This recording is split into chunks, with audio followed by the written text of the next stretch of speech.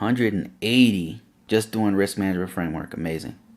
That's amazing. Smooth says, like just a few years ago, I was trying to get a job as a network admin with 10 years of experience in Active Directory, and most I could find was 100. It was 60,000 a year.